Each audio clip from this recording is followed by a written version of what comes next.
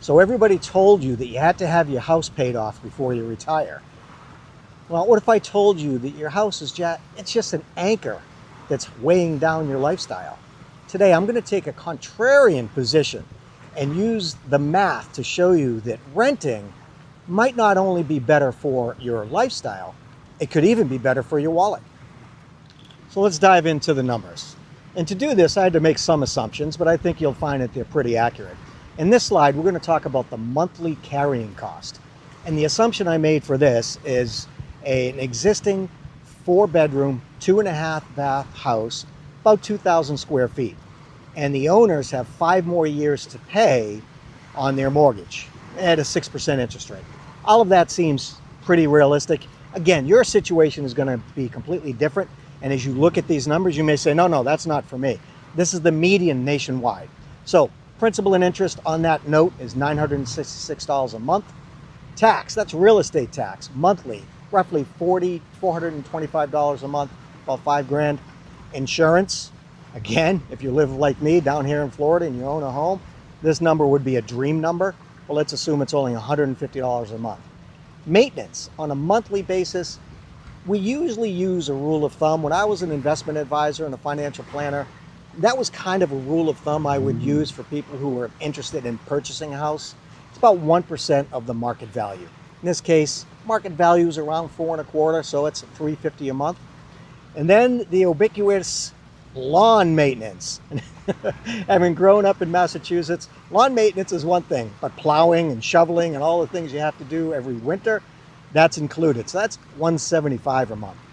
Water and sewer, roughly $100 a month.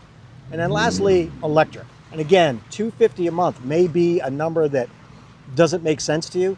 I can tell you as we go through the next slide, that's way more than I pay as a renter. Again, we were raised at a time that said you have to own your own house. I'm here to tell you, having sold my house and now renting with the continual idea to rent, it just makes more sense for us from a financial standpoint and a freedom standpoint. So the next set of numbers we're going to look at is renting, let's say a 2-bedroom, 2-bath, I don't care if it's a condo, a townhouse, an apartment, 1,300, 1,400 square feet. The rent, and these numbers, believe it or not, are very, very accurate because that's what my wife and I are doing right now. We're renting 2-bedroom, 2-bath, just about 1,400 square feet. It's wonderful for the lifestyle that we're living. So all-in costs are around $2,200 a month. Again, that's median. Half is higher, half is lower in this country. But that's very accurate.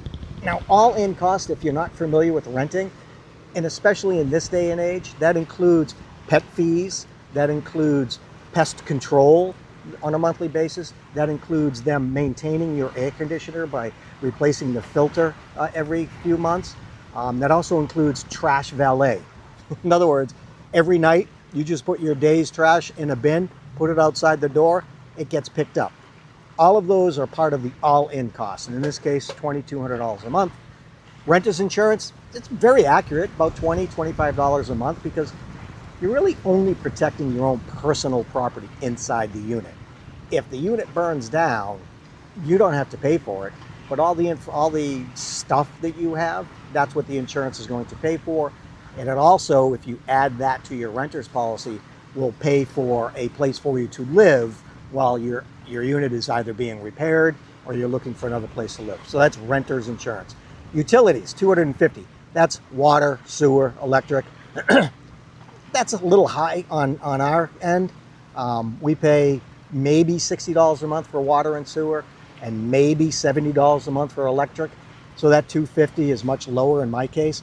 But again, let's make the assumption that the all-in cost for renting 2-bedroom, 2-bath, 1,400 square foot is about $2,475. What you're noticing is there's not much of a difference between the home ownership and the rental.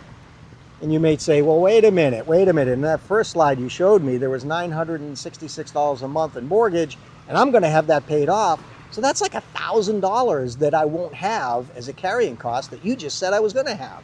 You're right. But everything else that I listed, all of those maintenance costs and the things like that, that's the actual operating cost of your home. those are not going to get less expensive. Over time, and with inflation the way it is, that 966 is going to be eaten up by the increase in all those prices. So keep that in mind. All right, so here's something that you probably didn't give a lot of thought to, but in my practice as a financial planner, it's something that a lot of people spend too much time focusing on. That's the tax deduction.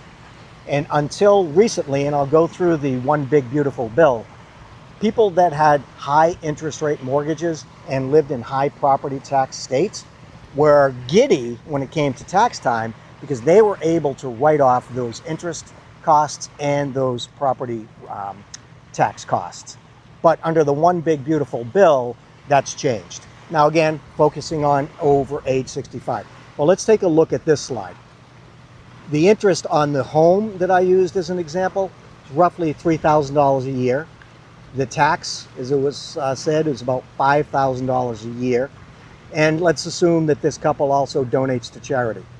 So they've got, let's see, that's just under little over $10,000 in itemized deductions if they choose to itemize.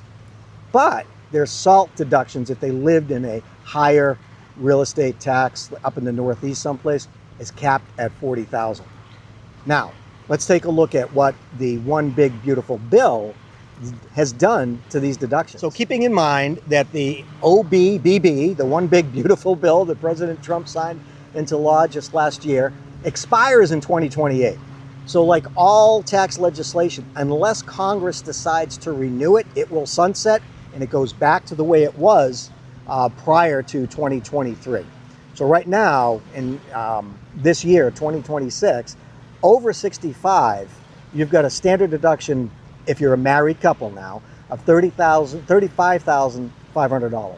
What the one big beautiful bill did was add a bonus deduction for married couples of $12,000.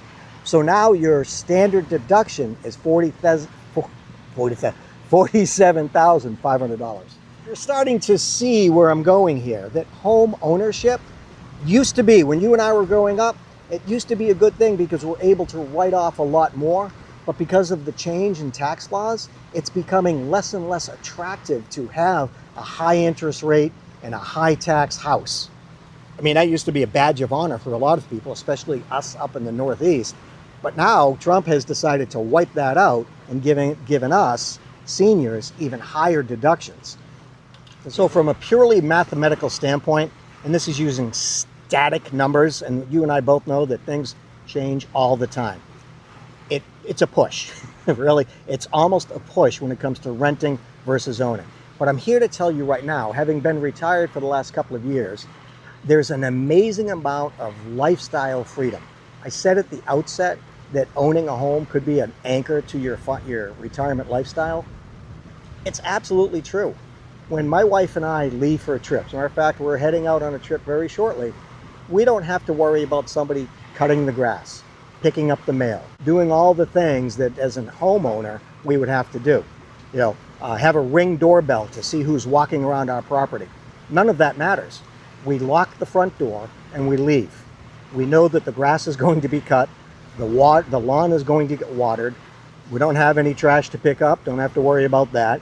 And we can just get in the car and go and not worry about it, knowing that our costs are going to be pretty much fixed for the rest of the month. Now, why is that important to you and I? Because as we age, we want the flexibility to get up and go, to go see our grandchildren, to go see friends and family that we just haven't made the time to go see because we've got a project that we have to complete at the house. Or conversely, if you've got that big home and you're thinking that the kids are just going to spend every Sunday having Sunday roast beef dinner with you and the grandkids are going to be sitting on your lap, I'm here to tell you that that is a pipe dream that you and I grew up with that is not the reality of today. So I've seen too many of my friends and people that I've talked to over the years as an advisor want to hold on to that big house just in case. And the last thing I'll share with you is when you go to sell your property, which I am advocating, find some place that people want to come visit you. You can see where I am. People want to come visit us. That's a good thing. And we've got enough space to take care of it. Sell your house and rent. As a matter of fact, check out this video next for more information.